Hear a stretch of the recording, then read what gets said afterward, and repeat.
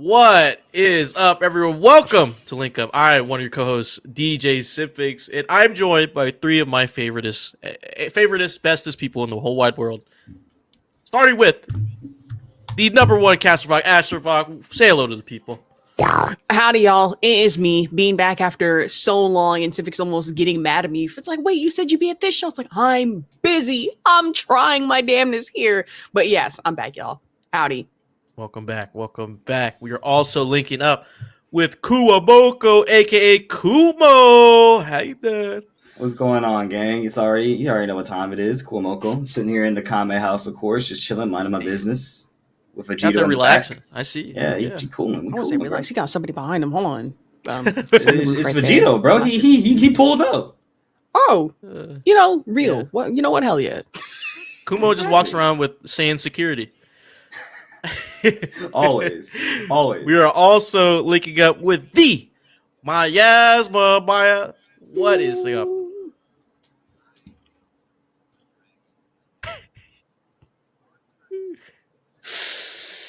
Damn.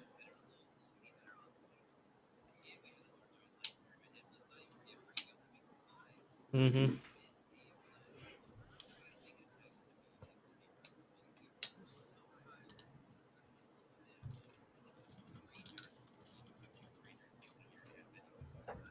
Mm-hmm.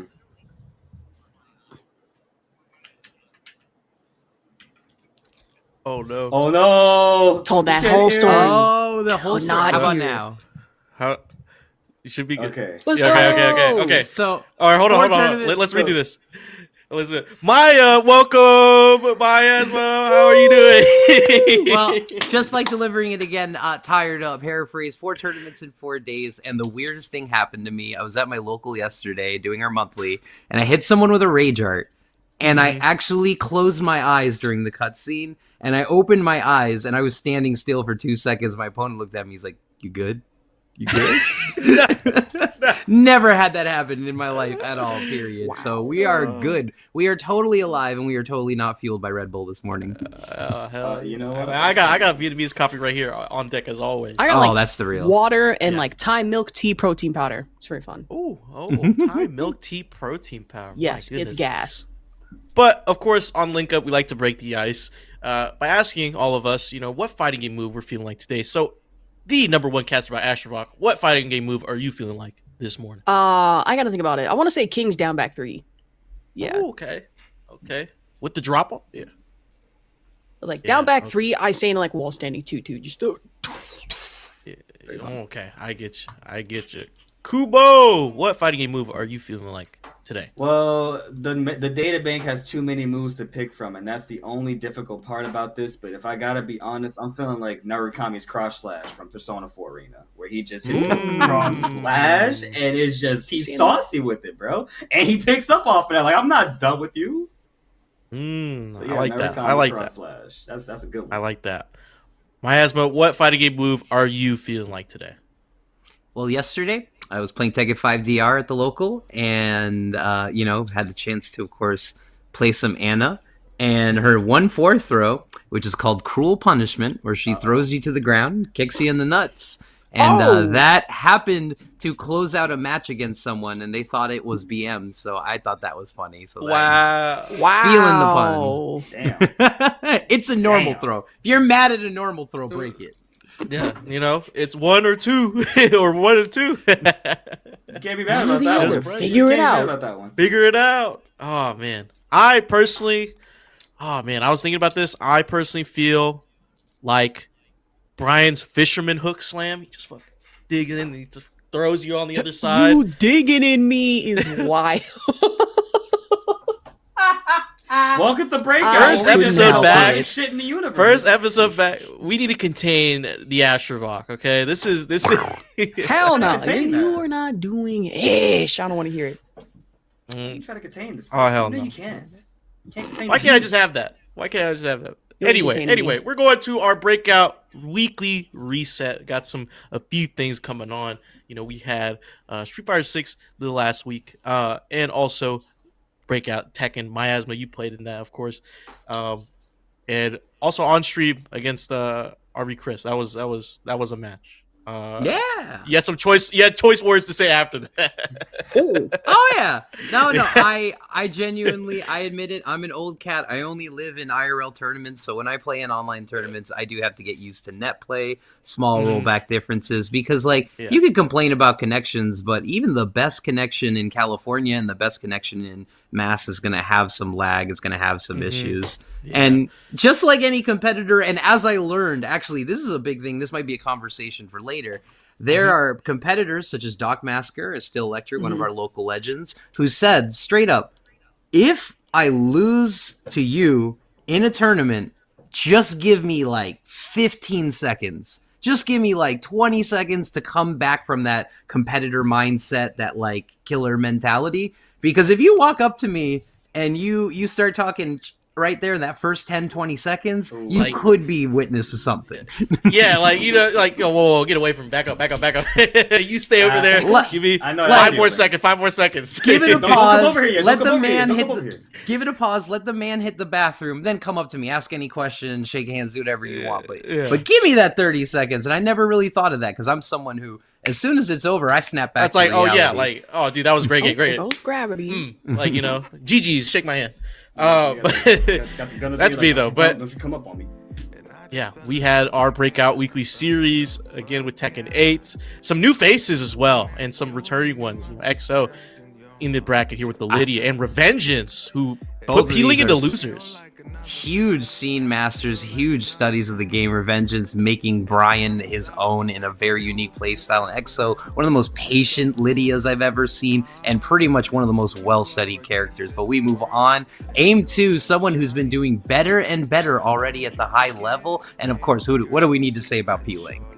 Yeah, I was about to say, seeing Peeling just pretty much everywhere, but it's been insane. And I'm sitting here like, first of all, sponsor Peeling. I beg just somebody, anybody. And then, hear me out, right? The possibility of Peeling, if they enter EVO, just possibly being able to make it in the top. I wouldn't be surprised by like a top 100 or like top 50 finish. Top 8, please. I beg for somebody to save NA from this drought that we've been in for so long. I beg. And like you're saying, sponsors love one other thing, and that's consistency. I can't name you a single tournament that Peeling wasn't top 8 in, if not winning it. Yeah, and it's just so much. Oh yeah, Kumo, what you got? Nothing. I mean, I honestly agree with Mayasma. I can't think of any tournament where Peeling was not a top 8 and not, you know, either winning or getting at least third, second, or first. Either way, it's just it's crazy to have a consistent player like this show up every time, and not to mention it feels really good to watch them play because it feels like it's something different every single time. There's never the same thing here. Gotcha. Yeah, and it's just like. When we have the conversation of layers, and when we talk about how you really have to adapt for high-level performers, when you see, you know, your people who win over and over like a Joe Crush go against the Peeling, that starts at layer 3. That doesn't even start at, let me see if you know this. They know the matchup. They know each other as a player, and they know how to win tournaments. So it's scary seeing the moves and the last minute, last round, 10-second timekeeper shenanigans that you talk about all the time. Yeah, and he will drag that time owning the hourglass. It's just like so much things going on. Like we see such a variety of matches in styles of play in the breakout series. Like, and the people who win the breakout series the most, like Peeling, Joe Crush, and King Ray, they are masters of changing those modes and switching on a dime. Like, okay, I could be aggressive now, but next round I could just wait until like it's 10 seconds left, and then I hit you with like a snake edge, last minute. But it's just being able to switch in between those modes, and you just see such high level of play. And the more we watch and the more we commentate these events, you can already just start to feel the nuance in between in between the fights that these players have. It's really interesting to see like what type of mental stack each player like presents to each other. And finally, Shadow, a competitor that has always been a legend and a bracket demon. But I actually like what I'm seeing from Shadow, where normally he'd enter pretty much every bracket with any character he's feeling and studying at the time. But very consistently lately, he has just been sticking to the Zafina across multiple tournaments. And I like the idea of sticking out what's going to work, because we're all about to have huge changes on the pipeline.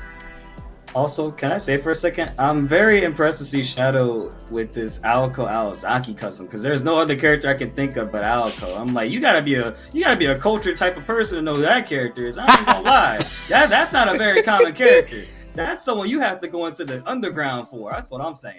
All right, You just gotta like go to an underground like store or something like that. Be like knock 3 times on the door. Be like, "What's the password?" Exactly. Get out of here. Be gone. Like the way Kendrick pulled up in the video, he just knocked on the door. I smell dead people. And it was like, yeah, that's how you gotta pull up to somebody. Oh goodness, We need to have a secret anime club with a knock and everything. You got to little anime speakeasy, but Shadow like representing the Reina, and then the Lee Chaolan. Like I was surprised when I saw this. I was like, no way. I didn't know Shadow had that in his bag. Top level performers seem to be feeling characters in droves because this is also the same exact kick that Booster Blast has been on. He said, I've just been having so much fun with Lee. He is just currently my secondary. And if he doesn't need to pick out the Xiaoyu, you're getting the Lee, and that's even scarier in a different way. I was about to say, Shadow has like insane character versatility, right? What I'm used to seeing is the Zafina, and then in certain situations we see, maybe a little bit of Heihachi, or another character this year, like even the Claudio, and then to see Lee Chaolan being brought, I'm like, I know you lying. Hold on. I know you had this in your back pocket, and then later on we had to go on like a deep lore drop. It's like, yeah, Shadow used to play this character back in Tekken Tag Tourney, and I'm like, okay. That makes a lot more sense. But in this matchup against King Ray Jr., it wasn't something that I was expecting, but for a hot minute, it was working almost a little too well. I think it also reminds me of another player. Of course, they don't show the breakup, but I believe. Oh my God, name.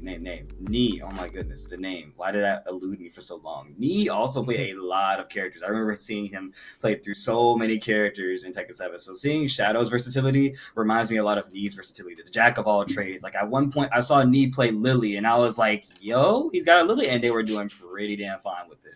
So that right there, it's always good to have a versatile choice of characters. Even I try to. So I get it. One thing that I do hear from my other multi-character specialists in the scene and some great players is the only problem with being, a multi-character pick is that, of course, you have your true mains, maybe 1, 2, or 3 that you always rock with, and then a bunch that you could rock in bracket to maybe counter a matchup or something. But the problem that those players tell me is that with those other characters, they may know how to play Lee, they may know how to play, Lily or someone that they're not always maining with. But when they do that, they're narrowing into a specific play style because they learn how to play that character inside and out, but they really only use it to achieve these kinds of tools. And they're not like a day-to-day main with it trying to make all the silly moves work, if that makes sense. No, that does. That definitely does. Yeah. It as for me, like I'm a person that I just can't switch off because I think I'm I know what I am. I'm privileged, okay, privileged, spoiled, okay, whatever you want to call it. Playing as the main character, but like because Jin has so many just good moves, just good at everything. Like I feel like once I move off to a different character, I feel like, oh man, like if they don't have this one thing, I can't play this. I can't learn. But I agree with you. At the same time, I respect wholeheartedly. Like one of the biggest things in Tekken is instantly you got to start learning when you get an intermediate play how to duck launch a lot of things. And when you play multiple characters, you may know your combos, you may know your good pokes and your key moves and everything. But in the impulse of seeing someone string, thinking about when you can duck that on the second hit and launch it, and then you need that muscle memory of that character because otherwise, wall standing 3, and that's not a launcher for some characters. That's not Victor's launchers. I'm studying Victor this week, and I'm just like shit. Yeah, like I second Victor because because Jin has this 14 frame while standing too, and I try to while standing 2. I'm like that's not right. I need to get used to while standing 1 because sometimes for Victor he's he gets that's a launcher for him. So sometimes just mixing it up and. Just like I'm also trying to play Heihachi as well. Also, I get mixed up. I'm like, oh no, I gotta do like he gets into the stance by like if he does like 4-3, he has to press up to get in the stance. All Jin has to do is just go forward. So sometimes like I'm doing 4-3 forward. I'm like, why am I not going to stance? My combos are dropping because of this. But no, it's such a weird thing to get your brain around, like just trying to learn a new character, especially in Tekken, where it's like, they have all these moves, and if you're secondarying a character, you're just knowing the B and Bs and just you just have to learn the punishes. But again, like you said, that doesn't beat like a person who actually mains that character and knows like, oh, I can do silly stuff with this. I can do this move into this frame trap or whatever, Yeah, don't be like me doing Wall Rising 4 on every singular low, trying to think, oh my god, what do I do? Because I don't remember my launch. I'm just do Wall Rising 4. Exactly. Just don't be like me and be so reliant on like King's up forward 4 just to get like combos off of that in the air. And I'm like, wait a damn minute. You mean to tell me I just could have been using down forward 2-1 this entire time and then going to, what was it, like down forward 4 and then 3? You figure it out, like small stuff like that. I'm like, the whole time, yes. Well, we could get caught on the Tekken talk, and we're even gonna get caught on it 2 rows down. But let's bring it back to my first fighting love, and that's Street Fighter, because big things happen, right? We finally got to it.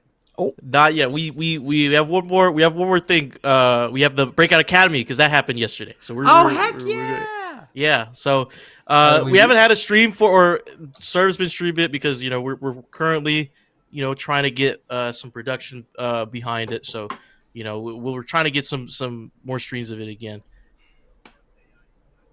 Yeah. Our North Star's AI is just lacking right now. So just blame that right now. We have no official stream for the Breakout Academy at this moment, but this one is a special Breakout Academy because now this was a 2v2 tournament. So now the Academy players have to pair up with another and see how far they can make it. And apparently we had a pretty good turnout. Once we get the footage up there, but since we're staying on the topic of Tekken, before we get the why don't you tell them about the Breakout Academy for those who don't know? Yeah. So the Breakout Academy, for those who are just tuning in or you don't know about our events, it's a bi-weekly tournament on Saturdays focused on Tekken players of lower ranks, Bushin and below. So if you've hit Tekken King, you're ineligible to play and enter into this tournament. So anyone Bushin and below, and this proceeds after rank reset as well. So if you've hit Tekken King before rank reset, sorry, you're still not getting in. But if you still haven't hit it, you still haven't graduated, as we like to say, you're able to enter the tournament and see for yourself how be able to dip your toes into the competitive sphere and see if it's for you or not. And if you want to keep continuing, you can also learn. It's held by our Breakout ambassadors, held by King Servbot, our God Panda player, and Medusa, our Oscar player here. And also we try to bring on some of our commentators to help you guys out and help coach you on certain things. Oh, that move is minus, or you're supposed to duck, it ends in a high and stuff like that, just to give you tips to further your Tekken career. So it's been great. It's been great to see. We've been getting a lot of feedback on it as well. Ash, you need to join. We need to see you. See you in there. Listen, I want to give excuse. Oh, but I've been busy, and then I have to remind myself that I'm in like the downtime or off season for MRC, so I got plenty of time. I really do. My goodness. Yeah. I think it's a big deal too, because the biggest problem I have in my local scene is we're in the middle of Boston and we get lots of foot traffic, question curious people and everything. Someone walks in, says this is really cool, plays a few casuals, and then they enter the bracket and they face 20 different demons, go 0-2, and it's hard to keep someone motivated to learn a game when they see the highest peaks already in front of them. So I love anything that incentivizes, calls honor to them, gives them coaching and tips, not just, hey, don't lose next time. Hey, these are the things you lost to. Here's what you can look at. And also, it's motivating to have some clips, to have some match footage, to have something to show. If you've never been on a Breakout stream or you've never been on TNS or any of those, it's really hard to have any footage of yourself to show your friends. And that is the thing that will keep people wanting to play. And that's what this is all about. Yeah, I can't agree with that no more, too. I mean, it's, not no more, but I mean, I can agree with that all the more. That's what I meant to say. Because it makes sense. A lot of people sometimes just don't really have that sort of guidance, A lot of people don't know where to start, not sure what's the right thing to do. Like, yeah, we see the game on the surface. We think it's cool. Like Maya said, we play the game, we go 0-2 over fighting 20 different people and get told, hey, just don't get hit next time. It's like, that's not advice. That's not how that works. Exactly. And I got like demons in my own like local to worry about, and people like talk to me. They're like, "Oh yeah, you'll be fine." No, I have Tony to worry about. I have Jake Man. I have Pots and Pans. I have Von Awesome. But I got Suma. He's our TO and he enters bracket and plays lead challenger. I'm getting my ass beat each and every time. Yeah, exactly. I really am. Horrible stuff. And it's very funny that you bring up those names too, because literally Joe Crush was at our local this past Saturday and literally won it. And not to mention, we also had Core there as well, a name that most people haven't seen in a minute, but he has been playing that game, and I can't wait to see him at one major or two. But let's talk about the Breakout Academy instead, because right now I need to bring up the name Chinese Backdashers, which was Team Devils Never Cry and Wrecked Fire. I just gotta say that right there. That's a funny name to me, dog. But you're not playing Link, so missed opportunity. Yeah. This was Grand Finals Power Statement, which was Basie Gray and Ivory. So two, Breakout Academy staples teaming up together against, I believe Wreckfire and Devils Never Cry. I believe Wreckfire has joined the Academy before, but not Devils Never Cry. So you have a Lars with Devils Never Cry, Ivory on the Dragunov. Really nice to see. Oh, and that counter hit. Dragunov is always a good pick for beginners. That's supposed to be Zach? Is it? From what Final Fantasy, I'm pretty sure, yeah. Yeah, I believe so. Oh, yeah, no, that is Zach. That is literally supposed to be Zach. Yeah, 100%. Oh, man, customs are really beautiful. Of course, Basie Gray on the Nina. Love to see it. I will say, people playing Dragunov as a beginner is always, not even a bad thing. It's a good thing, because I feel like Dragunov has been... I don't know why. I feel like you didn't see him a lot back in 7, personally. But seeing them in 8, Dragunov being the way he is, easy to kind of get into and understand. It's been very helpful for the most part. And I think at some point, people are going to wind up leaving Drag to go play other characters and do just fine. Like me, kind of. It's funny you say that, Kubo, because that is kind of exactly how our scene describes Tekken 7 Drag. It's exactly like Tekken 8 Drag. He was an unbelievable pressure character in Season 1, absolutely made people reevaluate how to use his plus frame game and everything, and then he got nerfed, and then he wasn't used as much anymore throughout Tekken 7's lifetime. And who did I think? Maybe we might see something again like that. Who knows? Because a lot of people were... Anna came out first character of Season 2 in Tekken 7, and then I don't know what happened. Tekken 8 came out, and Anna Season 1. Nope, Season 2. So we're looking at some repeats here. So what I'm hearing is Armor King's right around the corner. What? Who said that? Oh, I do not want to.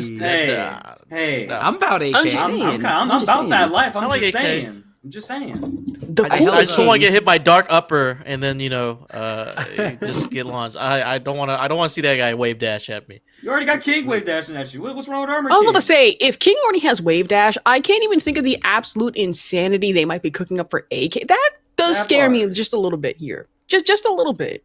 Moving to Season 3, we're fine. No, Season 2. Oh my god, I was about to say, I need Season more 2, time. imagine we get like Marduk. I need more time.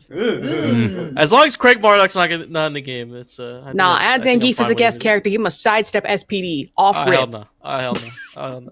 Speaking of Zangief, we had the Street Fighter World Championships, of course. The Capcom Cup. So we're about to dive into it. Kakeru wins the Capcom Cup. One bar and the trip from long distance and the back throw. Kakeru still has the chance here. That was just JP. Now with Kakeru's win.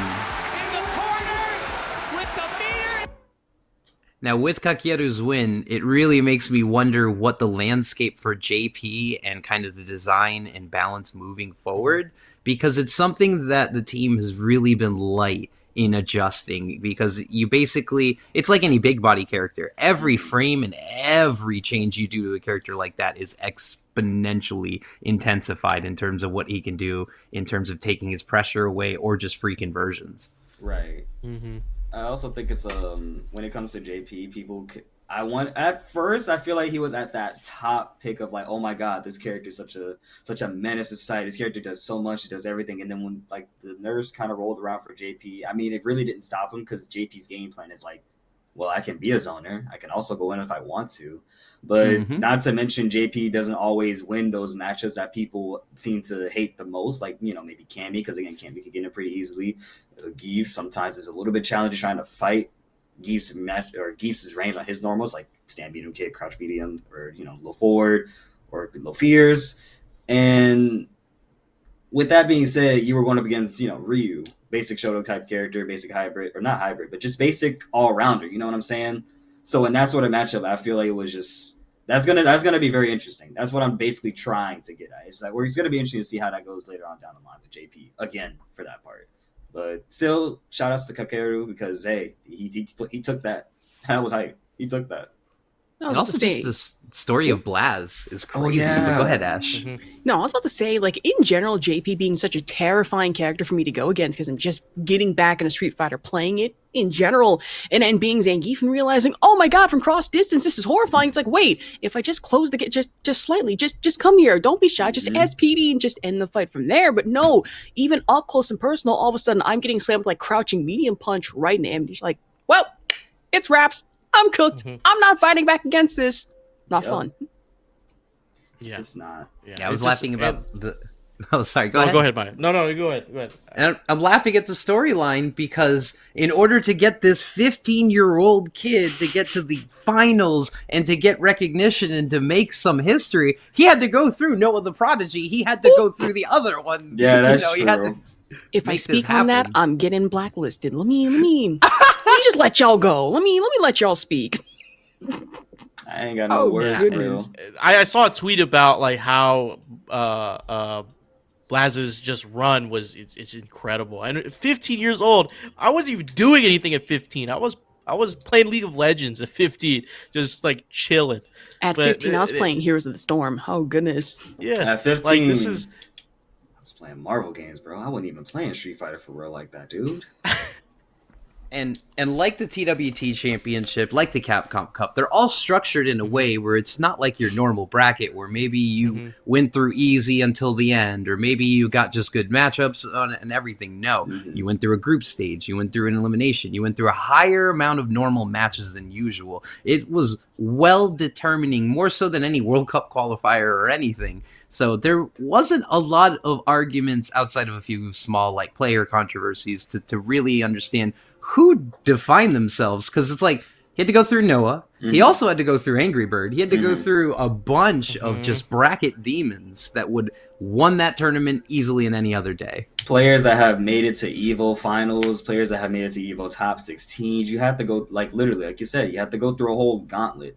And I think when on the topic of younger people even playing Street Fighter, like at the ages of 15, 13, 17 and stuff, a lot of these kids, I honestly think, back to the COVID era, only because at the time when Street Fighter 5, before Street Fighter 6, Street Fighter 5 had actually a bunch of young competitors at that time. I heard from a friend of mine out in the UK that there was a lot of young competitors out there, people that were like 13 cooking people, all because they didn't have school. So their school was going into the lab on Street Fighter 5 and playing the game. And they just continue to do that. You want to talk about, I got 100 on the assignment, I got 100 and whooping your ass. Ooh. Basically, I got 100 whoop your ass, grown man. Like that's what they were doing. But that also just adds to the fact that literally anybody can hop onto this game and play good, be good, and get far. But Blaze made a name for themselves with this one in Japan, no less. That's I'm taking that to the grave. That's a good one for me. Like that. That's a W. That's a W. Like I can't even convince my parents. Like, hey, I'm going to the local at 15. Like, oh, I gotta go to this this gamers den and go play. Right. Like, what was you talking about? I'm 23 years old now. I straight up couldn't even tell my parents that I was going to Idaho for Beak Bomb because I knew they would kill me, like tan and hide me and all. So the entire time that I was there with Leapfrog, like Dad, he will tell you this. When we were in the venue, my mom was calling and she's like, "Hey, where are you right now?" I'm like, I'm at the beach right now with my friends in Irvine. No, I was straight up in Moscow, Idaho, at University of Idaho. Horrible stuff. They had no idea. Actually, they still don't. Well, that's fair. I mean, hey, look, at least your mom wasn't telling you can't go out to them parties like that. I don't trust them people, for one. But two, oh, no, I don't know. I knew she still says that. But it's also like, going out far distance into a place you don't know. Of course, anything can happen. They don't know. It's even I don't know what can happen. But I knew what I was getting into, but they don't. So it's like, at least your mom wasn't telling you, you better get your butt back in here before 12 or 11. Yeah.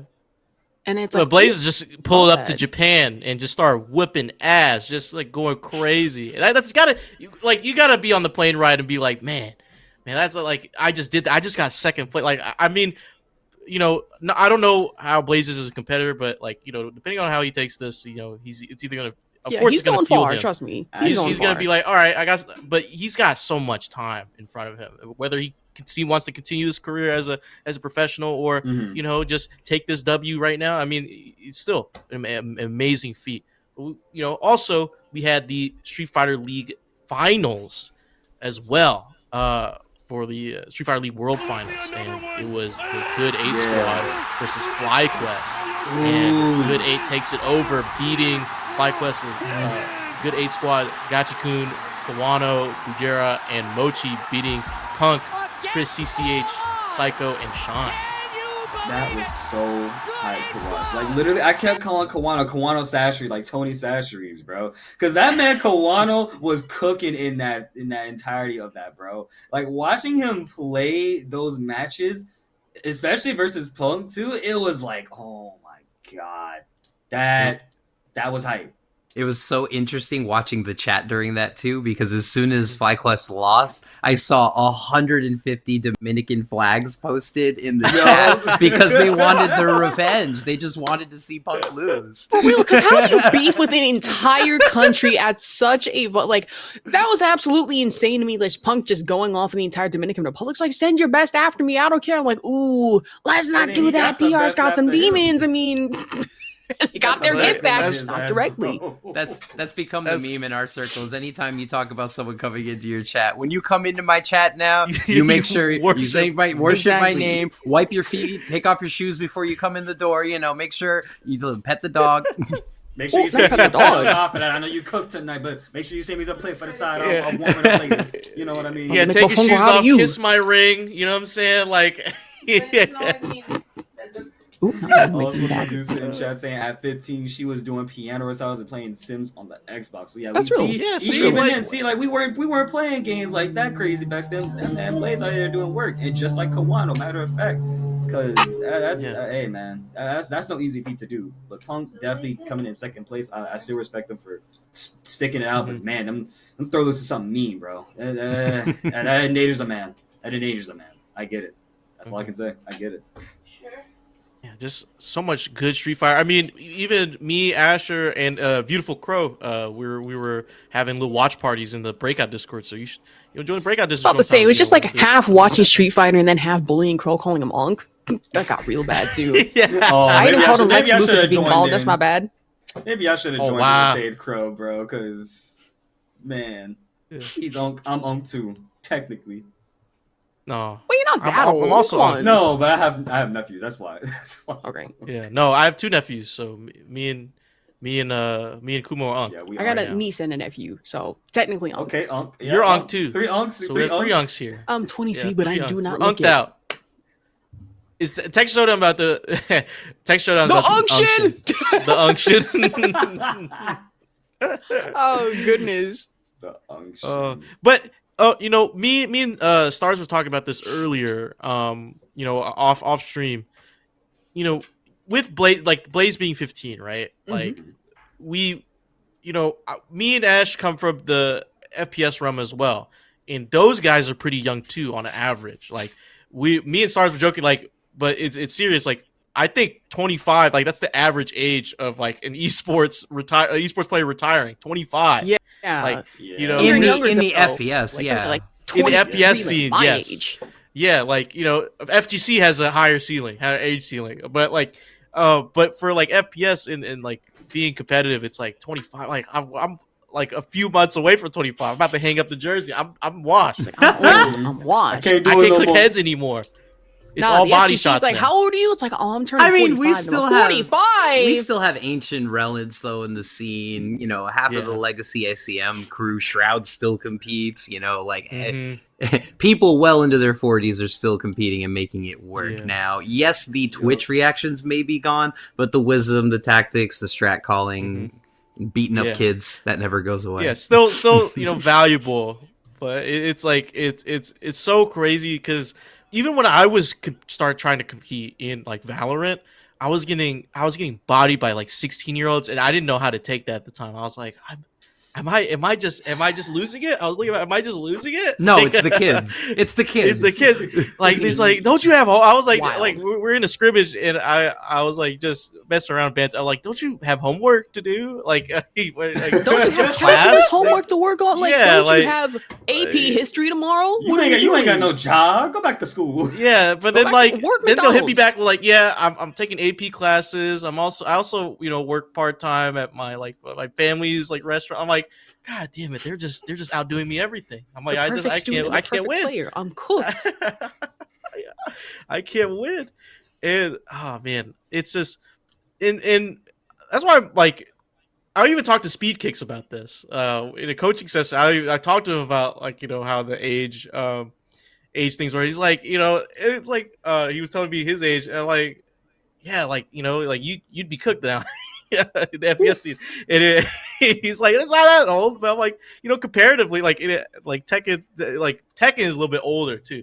Like there's some we got a lot of legacy players, and the age cap is a little higher, but which I like, because it's just so much dynamic, because Tekken has like the formula of Tekken hasn't changed.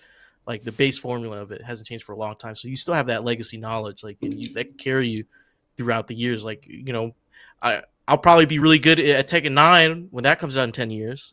So you know what I mean? Like that'll be a time. That'll be. I love it. I might compete in Tekken 9. The three best players in our scene are 21, 40, and 51. So like, I love that spread. Mm-hmm. It's such a great spread. Like, imagine like just you're 51 and then you just win TWT. I think that'd be great. I would Give love it, to see like, that. another 2 months, we're all of a sudden gonna get like a top Tekken commentator. It's like, how old are you? It's like, oh, I just turned 13. No, I beg your pardon. 13. Oh, 13? wow. 13. 13. said Talking 30, like Put no, that 13. person with Ryan Hart, and then you can all meet in the middle. Oh my goodness. goodness. Oh Nah, we my- gotta ask who your mom's is, bro. Who raised It's like, you, bro? Yeah. where's your parent? It's like, Yeah, where how'd are you your fly parents? out here? Where's your supervisor? The one punch was, Yeah. someone please help this lost child here. Where's the show for? Yeah. Where's the show for, bro? Come on now. Where'd you get that pass? Who's He's like, what you mean? Hold on, no. Why are you trying to take my microphone? You work here? Oh wow. I'm on production. What you know about that? Speaking of commentary, we had a little bit thing going on during the Capcom Cup. It's been a topic of discussion over the past few days. But we had Jammers on the mic with St. Cola, and SaJam was also restreaming the event. He had some choice words to say about a call that was made by Jammers about a horrible dive kick. Oh. Uh-oh. Yeah. It's right. See, I don't know if the audio is playing for me, but All right, you know what else is god awful? His fucking commentary, bro. I can't listen anymore. I can't. I gotta mute him. Sorry. I can't listen anymore, bro. I can't. I can't. I just can't, bro. I'm sorry. I can't. I cannot listen anymore. It's not good. It's not good. I can't. I gotta mute him. yeah. Yeah, I don't. I definitely want full context, but in that context, I have opinions too. So Yeah. in please that shed the light, context, it set the looked bad. scene. Oh my god. I mean, it looked like just watching it back, it was just SaJam was just critiquing the commentary just in general, but I think that was like after here, that was the last straw for him. He's like, I gotta mute it. But at the same time, like I looked at that clip for a good bit, and like I still don't know where I personally stand on it. We've had our discussions in the breakout chat. It's like it's nothing, but it's something to talk about. Like I personally feel like SaJam shouldn't have put it that way, if that makes sense. But like it's his stream. Like I feel like you should be like if Jammers is allowed to say that's a horrible dive kick, I guess SaJam is allowed to say that's dog. Like that's dog shit commentary, I guess. I mean, I kind of agree with what Craig says in chat as well. Like, stop, be real, stop being soft on what they think. And I get that. I feel like I think I said it too, is like, I personally just wouldn't call it a terrible dive kick. Like, SaJam, you can feel how you want, but Jammers, to you, because it really isn't really we could talk about that another day. Jammer is just saying like that was a terrible dive kick. I mean, hey, be real, it was. I'm sure the player knew. At the end of the day, I just personally wouldn't call it that. But I mean, I get it though. That's what a lot of people sometimes don't always hear. They don't hear that realism to come out. They want people to have like, you know, such strong opinions. They want people to be honest and stuff. And when they get that honest opinion, people just, you know, don't like it too much. Maybe it could have been worded better. I get that. And that's okay. We could have worded that better sometimes. I think that's what a lot of us are really thinking. It's just when you're that direct, it feels a certain type of way. I don't think Jammer was just wrong for what they said. It's just I don't think I would have worded it like that. But, yeah, like you know, SaJamm could have said that too. Things. Yeah, like or put it that way. But also at the same time, like it wasn't like Jammers was calling, you know, the player like that was like a terrible player. Like, and then that's a different conversation. Like I feel like, you know, that's unprofessional. But I feel like also, there is a space, you know, as long like because you know as long as you're in the whatever the event holdings house, as long as you're following their rules, I think everything else about commentary is subjective, and you can feel a certain way about it, as you know, like, but I don't think that was unprofessional on his part, and you know, I'm like I said, like it's you could not like it, and that's your opinion, but again, it's all I feel like that part is subjective. Well, first of all, again, I'm going to say this again. I need to watch, you know, the 30 seconds before and the 30 seconds after on both sides, the jam side and the stream side. But like with and without context, I think framing is really important, right? If he was dogging on him the entire round, like he's losing a comeback and he's like railing on him as he's losing and losing, and then that last panic decision was the thing that lost him and he called him ass for it. Yeah, all you did was rail on him the whole time, and I think that is poor commentating. But we also have to remember the context of the stream. This isn't your local, this isn't a regional tournament, this isn't a community tournament, this is a representative, one of the largest tournaments you will see the entire year. And what you say, the attitude you present, and the way you present information, people more so than any other tournament or major are going to take that as fact, right? So you hear a lot, whether it's a Feast stream or your favorite streamer or Yipes at a big tournament, when they say something, less informed players are going to take that as absolute bond, right? And in this context where you're railing on someone, you're saying that decision was ass, and I don't think he said anything beyond that, but if he said that he was ass as a player or something, then that as a viewer of thousands and thousands of people, they would digest that and turn around with that information, as opposed to saying something tongue-in-cheek in the middle of a tournament because like it was just a bad decision that they framed. And also the topic of framing is important because you could say, here's what he could have done, he had these options, but that dive kick was an ass decision because he explained why, not impulsively reacting to it too. I will say it was good for like jammers to like explain the context of like why that dive kick was bad after the fact. All I'll say is that in the FPS community, like I've been used to for so long, I've seen commentators get absolutely thrashed for way less. It's scary. So seeing this for me was at least a little bit refreshing because I'm like, okay, thank you. We're not sugarcoating anything, at least for once. That was a bad dive kick, call it for what it is, and that's what jammers really did in the situation. I will say, and this might be controversial, I don't care, I really don't appreciate how SaJamm just went to immediately mute the clip, not even listen to what jammers had to say after the fact, and then continually call it garbage commentary. Because how are you going to dog on somebody that you've pretty much just worked within the same industry, and then other commentators kind of doing the same without really diving into the context that jammers had to provide? That just did not look good for anybody. Yeah. And also, you know, and it sucks because, you know, in a perfect world we could have this discussion and like, you know, have like a healthy discussion about like how, you know, about commentary and like, you know, about the whole situation. But, you know, a lot of people kind of just used it to dogpile each other's side, which I didn't appreciate seeing. Especially other commentators kind of shitting on each other, or people like shitting on SaJamm's like voice. Like somebody called him someone said to SaJamm to KYS, and I and like that's that's extreme for what's going on. Like, come on. Yeah, like, we're not talking are we keep yourself this safe. It was chronically online. bad. Yeah, like Bad. why are we this chronically online? It's Every just single so- one of us as commentators has had an L take, a bad cast, Yeah. a trailed off moment. It happens. But to And be guess what? singularly framed upon it, to be shut out for it Mm-hmm. is crazy. You know, the most controversial, take I've ever had on Twitter only had maybe 5 comments back. So to imagine having the entire internet and the entire FGC jump on it, and people who don't even play or compete have an opinion. Not to mention, it's like to go back to what Jammers was saying, it also comes to like that sort of sports like commentary. Like even a sports commentator might say something like, "Oh, yeah, that was a pretty terrible decision or a terrible play right there," because that's what you want in a sports game, right? You want that to be realistic. That's what you're asking for. As long as you, like we mentioned earlier, Ash and Mayasma, as long as we give more context behind it instead of just ragging on it, letting us hear why you thought that way was understandable too. Because, and again, that's also part of commentary. It's analyzing as well as an analyzing aspect to it. So it's just kind of like you're playing around with that. You're playing around with that idea that it's terrible because guess what? I know it was terrible. Let me tell you why it was terrible. Yeah, and also at this, and I saw a tweet from Brian F. He said, "All I know is you got to have thick skin to be a commentator." Shouts out to everyone repping us on the mic. That's one of the positive tweets I found during that whole kerfuffle. And we've had our fair share. I mean, like I remember posting a screenshot like. Apparently we're biased casters here at Breakout.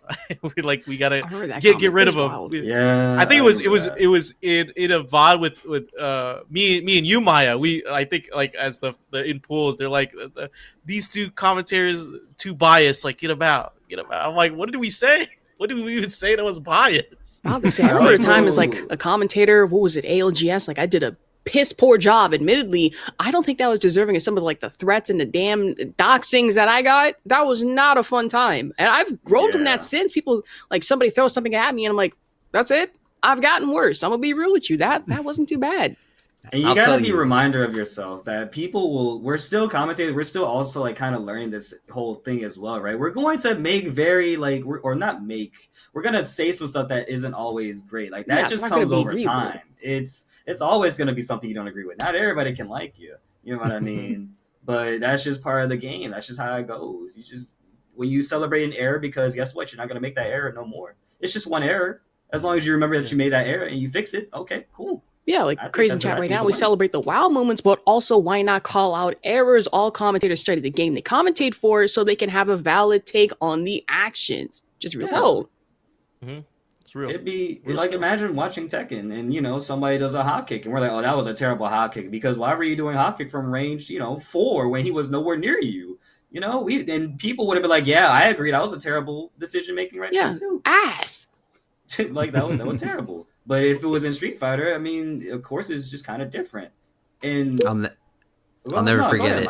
At our local, someone walked up to one of our mains, our Tenno, our best Harang in the region, and said, why didn't you launch him after he whiffed that? And he goes, because when I was thinking about the other 167 moves I had and the other 112 moves that he has, I didn't think of that one to do it while I was in the middle of the fucking air. And I was like, that's so real. That's so real. That is real. Got too many moves to go through, man. Like, come on now. Make it make sense. I was scrolling through the move list in my brain. Like just, I didn't get to that move yet. That's why I did. What's the best punish seeing in a for side you? track reading that SaJamm is the Mr. Rogers of the FGC commentating team, very family friendly. Ooh. Ex-military. I mean, the way he said that was a god awful fucking commentary. I don't know how family friendly that was. I don't think that's PG. I think he just decided to go on Adult Swim for a second. You know what I'm saying? I've never seen SaJamm say that. Like, I've never seen SaJamm so agitated. Like, that was new for me. I'm like, whoa, what did Jammers do that bad? Like, poisoned our crops, burned our fields, and poisoned our atmosphere. I need to find the VOD because I need to see what SaJamm's talking about. Because, like, we always have conversations about, commentary. We share resources with each other. We talk about things, especially Cap. Cap always has, some insight on commentary. We always just trade notes. But, I feel from I've spoken to a lot of people, and everyone has a different like rule set and mindset when it comes to commentary. Like some people like it like very serious, like it has to be like about the game. No room for just banter and like lightheartedness, right? And some people's like, oh no, like that's that's part of commentary too. Like have somebody be hype or have a lot more emotion. It's just like I like, but I feel like there's no right way to do like comedy. There's not like a spoken like, oh, this is what you have to do. We've seen it. We've literally seen it at Capcom Cup. We've seen it at Evo, and we request for it every year. But y'all would, if Yipes was sitting in that chair and he said that same sentence, would y'all not be laughing and nodding your head? People would have definitely been laughing and nodding their heads because that really is a double standard, huh? Yikes. And there's a lot of double standard that happens sometimes. A lot of double standard that people are not calling out these days to this very, very, very day. So you just gotta take it with a grain of salt. You just gotta be able to see both sides. And you just gotta understand, So I agree with that. Mm-hmm. I feel like it sets a like that clip out of in that context, like pulled out for SaJamm. I feel like Craze said it looks bad like on the optics end, like for SaJamm. But I feel like I guess SaJamm handled the best he could afterward, because like it kind of just the whole discussion kind of just devolved after like a few tweets back and forth. He said he messaged parties involved, so maybe he sent a message out to Jammers, and maybe Jammers doesn't care, But at the same time, it's just bad luck since like he's kind of people look up to SaJamm for like commentary stuff. He's made so the matches like Group A. It is Salvatore and Itabashi Zangief. I'm just literally going to watch it as soon as it's over because my partner's whispering to me. He was kind of talking shit the whole round. It wasn't just like that was a bad dive kick. So maybe there's better context, and we will come back once we have more on that. Yeah. But we got to talk about some other stuff, some more a little bit more light. We have Force to 2. In Tekken 8 Ranked has been the discussion, because people throughout the game's lifespan, it's always people complain about the one and dones, but it kind of reared up again. We have this clip from Maximilian Du that people were championing for this side of in Tekken, you'll run into somebody where it's like, oh, they're essentially executing the flowchart, and you break it, or you get close to breaking it, right? You get really close to breaking it.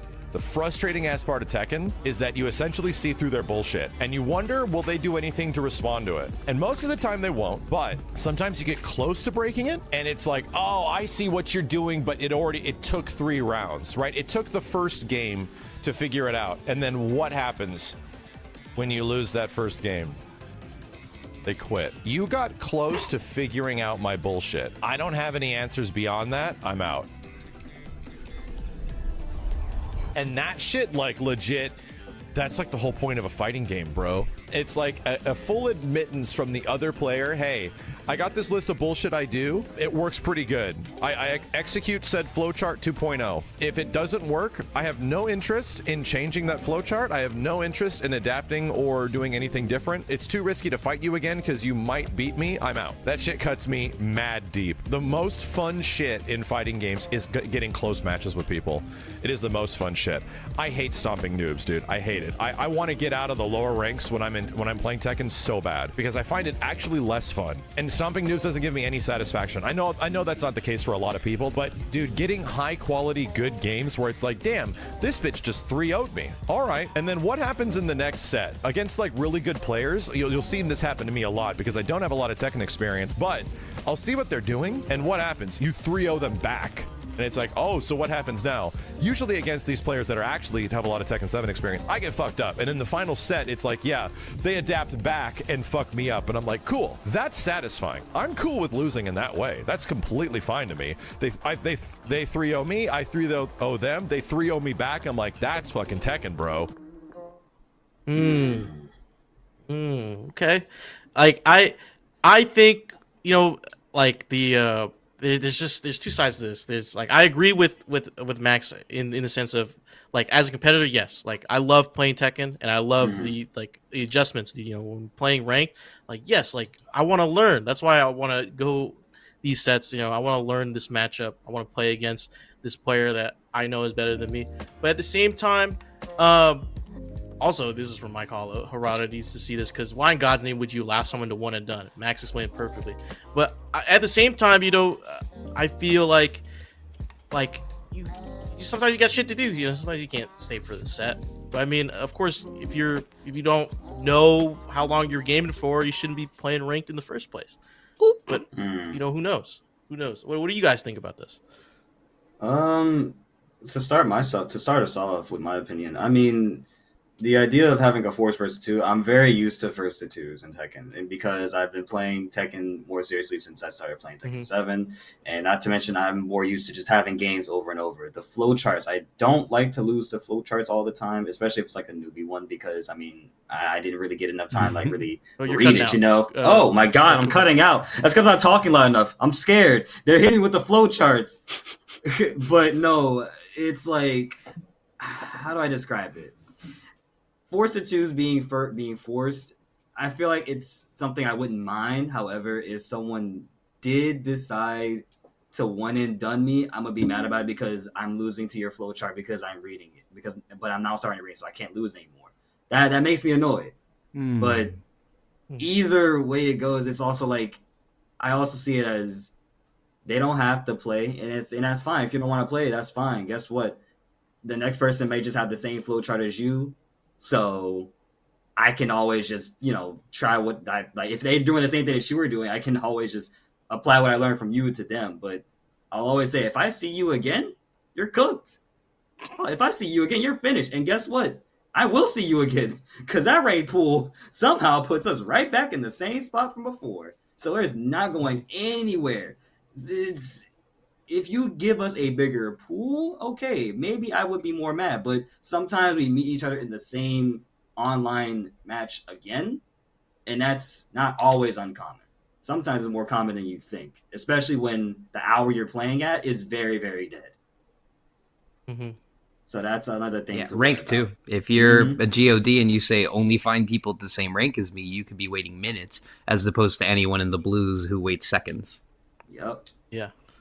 Yeah, and it's definitely it's definitely interesting, because you know, like if Tekken was free, like I'd be a little bit mad if someone wanted to, like, or I wouldn't be mad if someone wouldn't have done me, right?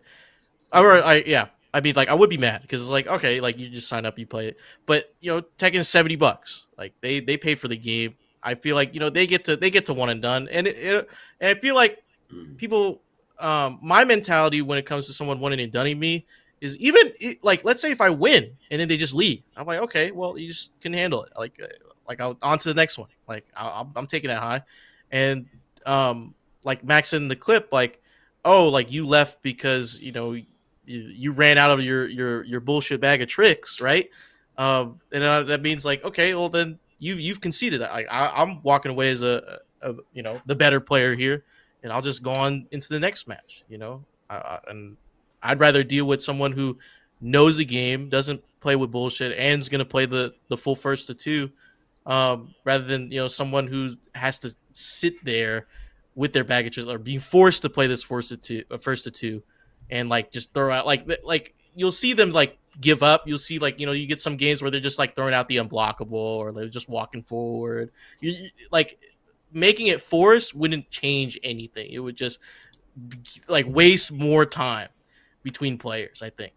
See, I'd say in quick play, like, you know, just going like one and done, that's fine with me. Like ranked first to two, you know, I'd say, you know, force it. And this is coming from like a king player. Yeah. For the longest time, for some reason, I break a flowchart, and then it's like one and done. One of those, like, please just give me my run back. I beg. I'm playing these not because I want to whoop your ass or anything. No, I'm just playing this for fun, which is partly a lie. But yeah, I say force it first to two. Please do. Please do. I think there's a few things that are important, and I've seen a bunch of different arguments across Twitter, but one of my favorites was Tyler Beecroft talking about it, and I think Speed hopped on it. And it was one of those things of like, I'm sorry, There's just things that we can never honestly predict. I got to take a phone call, like you said. Something's going on. Yeah. I'm late. I'm literally trying to squeeze in one more game before I had to go to work. That happens a lot. But Maybe, okay, like, medical emergency, that happens too. if we took that out of it, there's still core issues I think that Tekken would have to address and fix before forcing that on someone. You know, you still need better netcode. You still need better reliability. You still, I don't know why, but you still should have the opportunity to filter off Wi-Fi. Like, if you are on an Ethernet connection, you should be able to get a button that says, show me only other Ethernet connections. If you're on Wi-Fi, you can't say, show me Ethernet connections. You're a monster. But and there's other...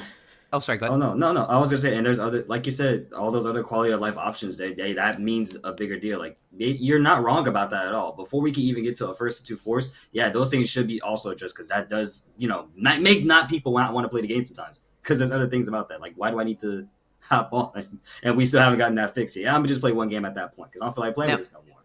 Now, one thing that's making it better and easier by I guess accident or maybe intentionality is the removal of win streaking at the normal ranks. At low ranks, you still get your win streaks, but removing win streaks removes that pressure. Because let's say you had a really intense set and you went 0-2, even though you were like final round each time. That happens, whatever. But then you have that next match coming up and you lose, and that's whatever, you got your 3 loss. But if it's the other way around, where you won 1 and you lost 1 and that was the end of the set, and now you're on the face of another losing streak, I see how people force themselves off it and don't want to do it. And that's a big thing. And with the removal of that, that's going to incentivize that. But I still don't think there's a way to fix or work with the sheer fact of, you get a Joe Crush PC, you get a bad laggy internet, you get someone who says they're on Ethernet, but they're actually on Hamachi, and you still get 1 delay for rollback frames and everything. There's all these reasons why things could still be bad, and you don't want to hit accept,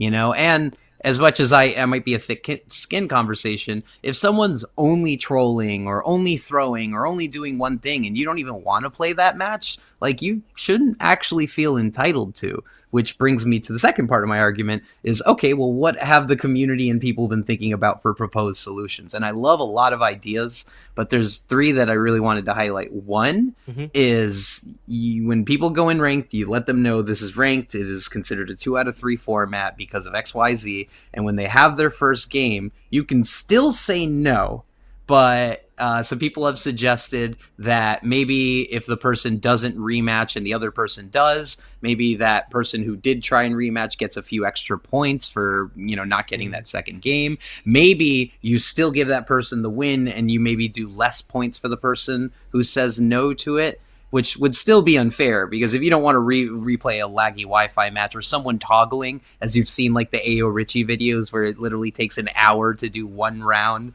because they keep turning the internet on and off rapidly and everything. But, there's that compromise. And then there's also a third compromise, which I kind of like because it removes the whole idea of ranked. But if we care about ranked and what title you have next to your name, that's one mode.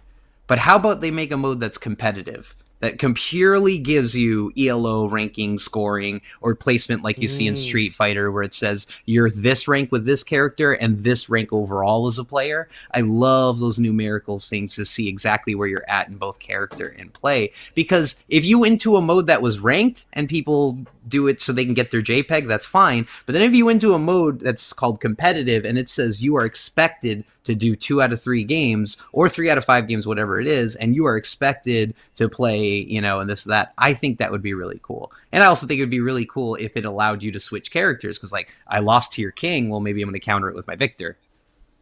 Yeah, and they could also incorporate like the tournament settings in that like new mode that that's being proposed as well. So then like you switch stages, after every game in the set, and you like, if you won, you can't switch and stuff like that. So I think that'd be really cool. I think that's a really cool alternative. Like, just have like a separate little ELO ladder, ranked ladder, something like that for that mode. Yeah, that'd be cool too. I think, and I wouldn't say easy to implement, but I feel like it would be the nice alternative to the current rank system. I can definitely say that adds to like also emulating that tournament experience for some people too, because again, we are also playing these online games to get some experience where we can't go to these, offline locals all the time. And whenever we do, we have to remind ourselves that these things do happen. Like, yeah, we got to play a first 2 or first 3. We can sometimes switch characters when we lose. Sometimes we can, switch stages when we lose. So that having those sorts of changes in it will honestly probably encourage people to be like, a little bit more mindful about what they want to do outside of online as well, because we don't play these games just online. We also play them offline as well. So that would also help with a little bit more of strategic thinking at that point. Yeah, and you could add like Tekken, like the Tekken like world ladder, like maybe like your performance online like affects like maybe your leaderboard like on the Tekken World Tour scale or something like that, like maybe like a like some sort of like demodifier for like if you're playing on that online circuit or whatever. I think that'd be cool too. More incentive for the players to compete.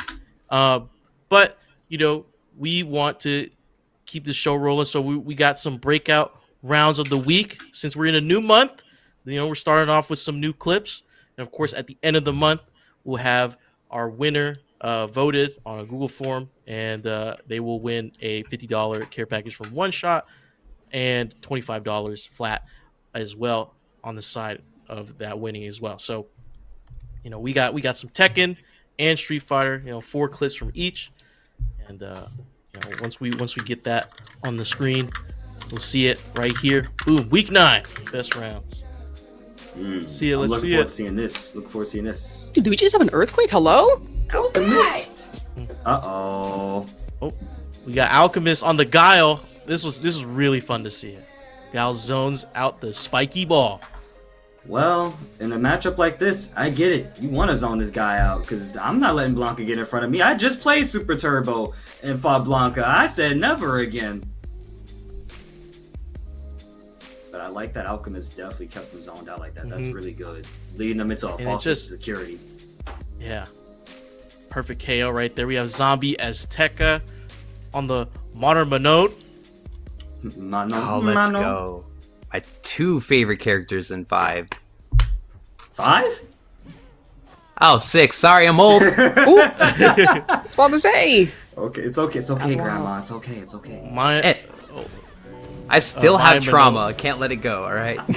Understandable. And that's a perfect 2? Goddamn. Dang, okay. Lee. And then we also had Liquido on the Sim. Of course. On the Doll Sim. It also hits Jury with the Gum Red Hawk. Yo, One Piece fans in chat. About to say, just don't get him near water. It's fine. Can we get much higher? So high. Ho, ho, ho. Dawson is on water. I bet he will not have a double flip no longer. He would just lose everything. Nice though. A lot of perfects.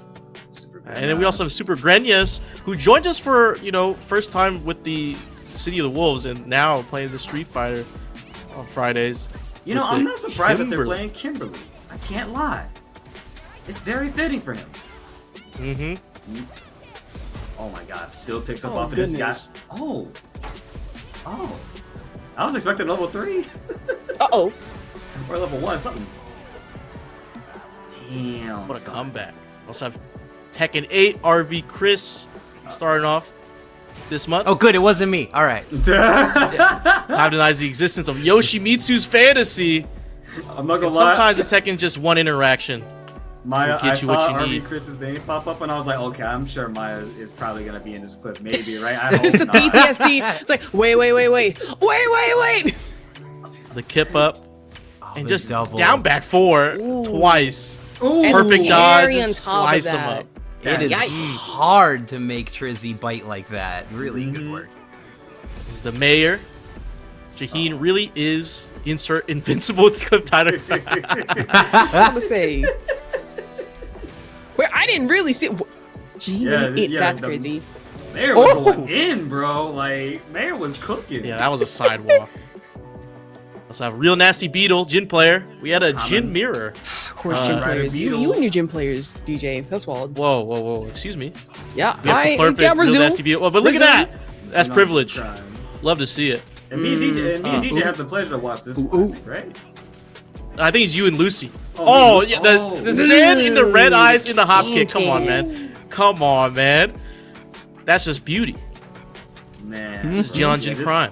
This is definitely a fun one to watch. But I mean, I know Absolute Jinima. Me and Asher were in the chat. Absolute Jinima. That's what Jin we had. Sanity. It's not Peak, it's Jeek. Jin Peak. Oh, okay. I don't know why. I feel like me and you did commentator Jin here. Maybe that's why I was thinking you. Ooh, Yeah, why is I'm not so Kaplurf sure. catching all the L's? I was I don't saying, know. Kaplurf goes to my local too. Trizzy the rapper in the King fit. I'm Fake king. not so certain that's King. That's Kung. Oh, That's yeah, and just the no sword stance, little samurai cutover. That was week 9. Man, some good clips, and you can vote for those clips in the Google form that will be posted in the Twitch chat below. And if you're joining in our Discord, we'll have that form ready for you to vote. Also, whoever wins this week gets entered, moving forward towards the end of the month. And that's when we decide the real winner of March with the clips. So, enter in our events. Hit a clip. Also, sorry if I look Mom, get the concerned. We camera. just had a 4.2 earthquake, and I actually felt that too. That's a yikes. Yeah, because So that's why I was like looking at my phone and everything, because I'm like, wait, earthquake alert? What? And it said epicenter LA, and I'm like, ooh, yikes. That earthquake. I saw a lot of clanking and moving stuff around. I was like, "Are you okay? Like, is it?" No, Yeah. I'm concerned. Yeah, I looked at Ash. I was like, "Yo, what's going? Is everything cool over there?" It's No, like, because my shit was just like, I'm like, whoa, what was that? Preach. Okay, so we're expecting aftershocks. Got it. Anyways, let's continue with this. Yeah, no, some great clips, some really cool clips, and of course, this month of March we got some really great stuff coming. We got Guilty Gear Strive coming, so eventually we'll get some GGST clips in here that we get to see at the end of this month. So I think that'll be really sick. That's gonna be fun to look at because Guilty Gear Strive is a goddamn game. That's a game, all right. That's the best way to put it. That's a game. I'll play a mean Faust. Put me in there, coach. I'm ready. Hell nah. Hell nah. Let me be silly, goofy in peace. I don't want to hear You it. can, but hell nah. I'm a hell best nah. Testa. Oh, hell no. No, I say hell no to that. Oh, no. I played a little bit of Strive, and I picked up Chip. Okay. Of course you You do. would. I'm not gonna lie. What do you mean? That's fitting Of for you. course I That's actually did. fitting for you. What do you mean? Whoa! Am I getting typecasted? You know what I'm saying? First we got That's Jim, your then we got the kinda Chip. Of course you character. did. Typecasted with your hat into going anime style, picking the most Oh, anime whoa. Of characters. course you did. I just liked how he moves. He could move around a little bit. Okay, that's it. I was like, Sure. Oh, man. Sure. my fault, Whatever guys. say. I guess Real I OG's guess I playing just, the Goriyuki. Hey, You know what's crazy? It was a little hard for me. I tried it, but maybe always- now that I know fighting games more, I'll come back to Strive and maybe I'll pick a new main. Oh, so you're not it messing with the depends. Black Vampire Samurai after Black History You Month? definitely- Let me it's stop. cool. Let me stop. Ash. Great design. Ash. You know where we're at, What? goddammit. We got That's some right. Biking. Yeah, Exactly. yeah. We of course, speaking biking, of no fighting bike. game. Yeah, speaking of fighting game characters, we have our next topic. It's a FGC topic of the centuries. But right now it's been more in the Tekken 8 circle because it's the newest game. But it's about downplaying. We had this really great tweet from King Ray Sr. The wheelchair. Oh, Lord. After reading some of the comments on posts that Junior has responded to regarding Asuka and Tekken 8, this made me laugh. And this is Asuka in a wheelchair. How the Tekken community thinks King Ray Jr. sees Asuka. Hey, I can tell you from firsthand experience, from the first moments of watching King Ray play the beginning of season 1, hanging out with him, Electric Clash, a lot of fun, and seeing him at every major, I can tell you, he'll walk up to other Asuka mains and just straight up be like, "She's so ass, isn't she?" like and there is a supreme downplay, but with an asterisk of King Ray absolutely speaks with the knowledge, the studying, plays so many other characters. He may main Asuka, but he knows the cast. But his feelings come from a place of love and a little bit of truth. But this comes down to the thing of downplaying characters in general. We can have a larger conversation, but how can you, in Tekken 8, downplay any character? Because a character may be terrible, but that heat system, that rage, extra damage, and the opportunity to two-touch anyone with all the cast makes that game hard to downplay anyone. Yeah, like everyone in Tekken 8 is like really good, like with the heat. I mean, like I've seen, we see King Ray Jr. to work, and he's a great player, but like, Asuka is also scary. She does so much damage, especially in heat, especially with the install. And you guess wrong, you die. But of course, like I agree with King Ray when we was talking about Asuka. It's like you have to go big. Like with Asuka, you genuinely just have to go big, and you just have to hope that your opponent guesses wrong and maybe ducks or just doesn't block down 1+2, and then you just put him in a loop. But it's just every character in Tekken is good. I mean, like the only people I don't see downplaying is the Bears. Bears, everyone who plays Bears, they're like, yeah, we know they're good. It's finally they're great.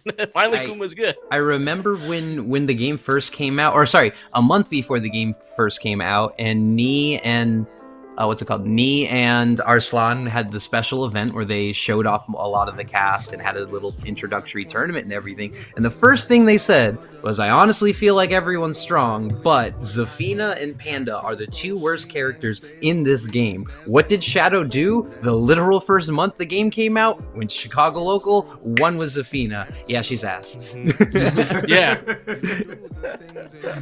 Oh, but I mean, on the topic of downplaying characters too, some people gotta remember, not everybody plays the same. Not everybody goes into these matchups with the same mindset. Some people also just tend to get on the game and press buttons. I've always seen people downplay other characters, whether they're good players, like intermediate players, advanced players, or people that are just casual. You're gonna get a little bit of every singular hand in the pie, in the Kool-Aid, every finger, right? So when it comes to downplaying characters, take it with a grain of salt. That's what I always say. Because 1 minute you're going to hear something like that, but the next minute you're going to find out that while the good player was saying this, and while they may not have been wrong, the person who is also good, but doesn't have that much traction, is going to give you the truth. And is going to tell you, hey, you should have been doing this the whole time. Because you're going to go into the next match after learning from the player with lower traction that, hey, that worked. Why was I listening to you the whole time? Downplaying characters is a layered topic that has too many different layers to it, because you got to remember who is saying it. You got to remember who is the one playing the character. You got to remember who they are going up against. Not to mention, you also have to remember the game's mechanics, which helps boost the characters. That's 5 whole things that all add into one thing. So that's why it's different layers to it. Because what that reminds me of is Happy Chaos when he first came out in Guilty Gear Strive.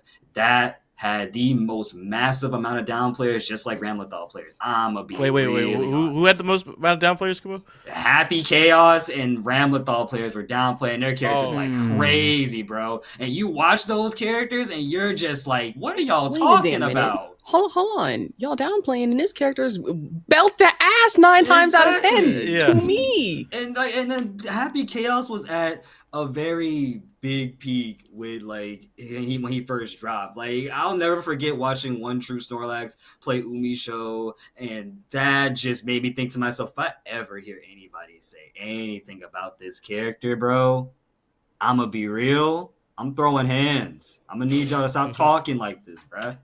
But I want to hear what y'all think. I'm sorry for ranting. And also, the design mentality of Tekken 8 has really covered up what, when old heads say they want old or real Tekken back and all these things, keep the heat conversation, the rage art conversation out of it, was more of the design of like characters in Tekken 5, 6, and 7 had defined traits and a lot of sequences that weren't covered up. And what I mean by that is, let's say you have a string that's high, high, low.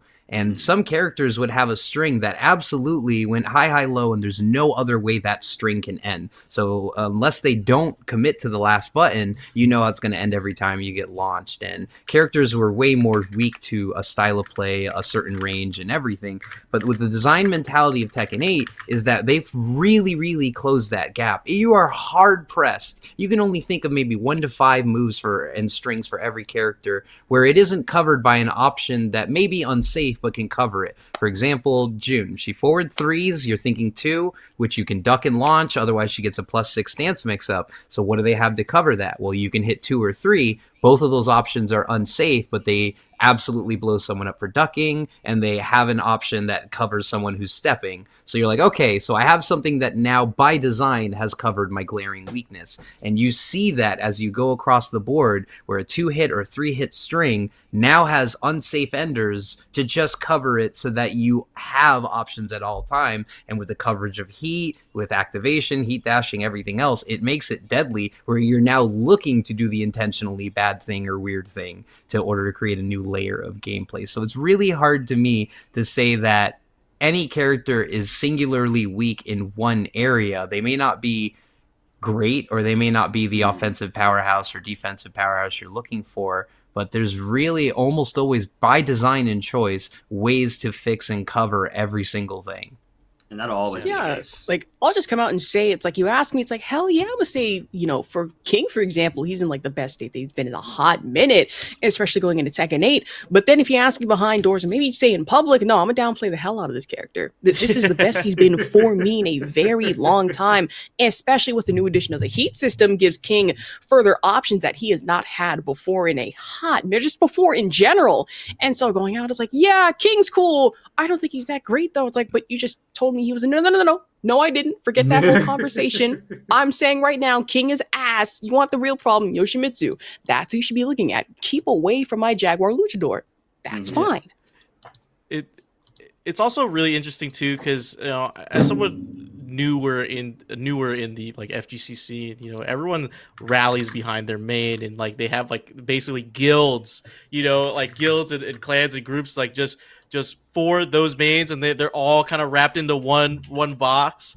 And it's just really funny, especially with Tekken 8.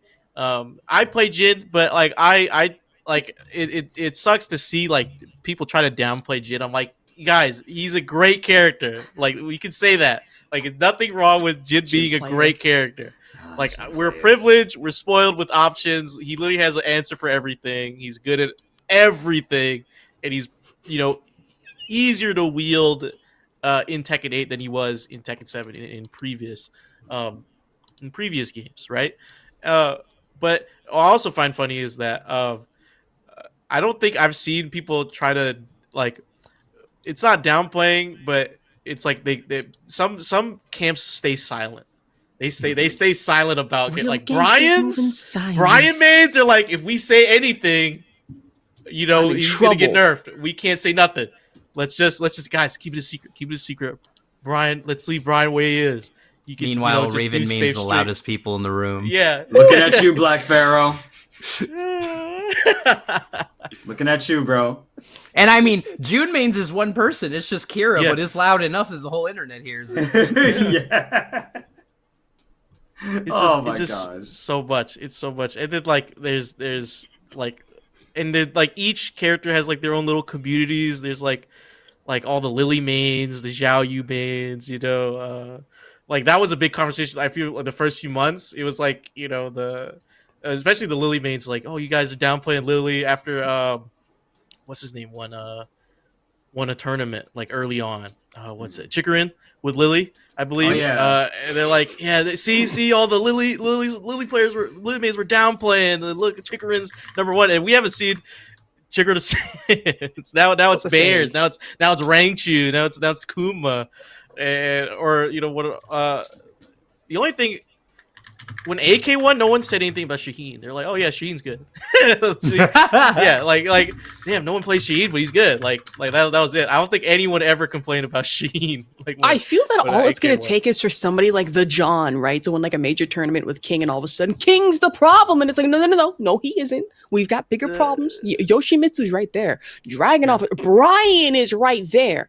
Take a look at those three. Those are the real problems.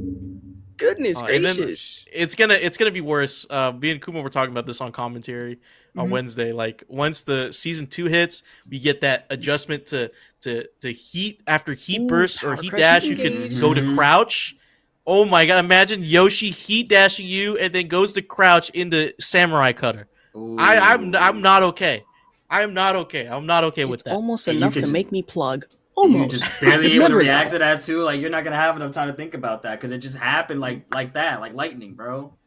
I gotta think about other different like Maya said it earlier. Whoever said it was like I gotta think about the other 160 different moves in my head before I can think about like anything with that right there. You know what I mean? Wait, I'm trying to think. They're adding more moves. 1,500 plus moves being added in season 2. Make it 1,700 now. Yeah, I'm trying to tabulate this is in my it head. 1,500 Goodness. moves or 1,500 proposed move changes, whether it's a new move or a balancing tweak? Because I don't like. want to make sure I think understood that. I think they just said it in general. They just said 1,500 plus new moves added Oh, wow. to like the entire Oh my roster. god! Could you imagine So- King getting like a brand new chain throw at that? Oh, you know He- it's happening. We saw the season 2 trees. He has a different. Oh yeah, it's wall like a new ender. 3-2-2, right? Yeah, he has a different wall Something, ender. yeah. Like Jin has a full like he gets a Zen mix up at full crouch down forward 4. Like hell no. that's crazy to me. I'm like, and then once we heard the news about the changes in the heat, and you can go and crouch, and also you can sidestep into the foreground from crouch. It's just Tekken season 2 Tekken's about to be a different game. It's about to be a wholly different game. And Anna's in it. Yeah.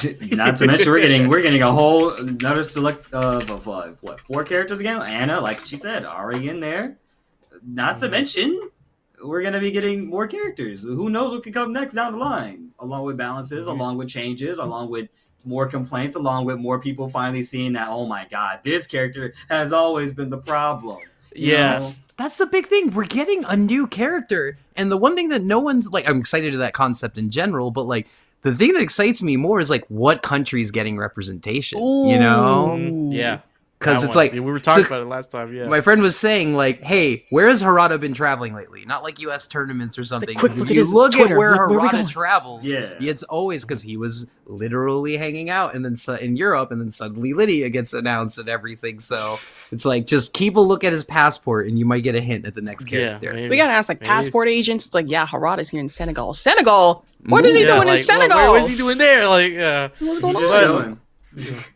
He's just about his yeah, business. but of course, we gotta move to our closing statements. We had some great talks about Street Fighter, about Tekken, about commentary. It's been real fun. It's been real fun. But you can also check us out, in our next upcoming events. We have Tekken 8 on Wednesdays. Of course, the Breakout series coming up this week. We got some, Ashurvok coming back to cast.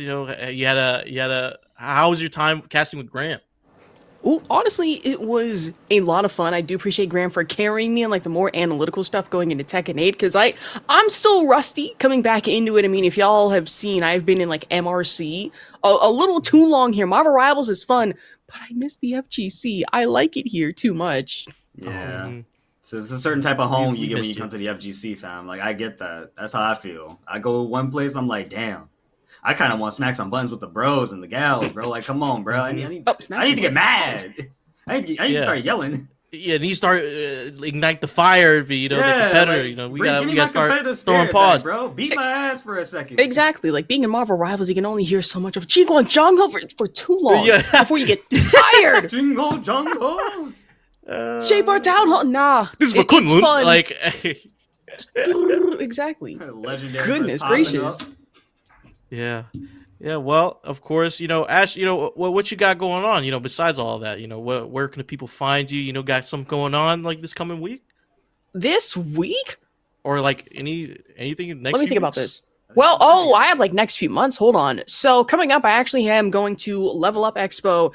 I have, if I remember correctly, CEC May Madness is coming up pretty soon in Texas. So that should be another thing.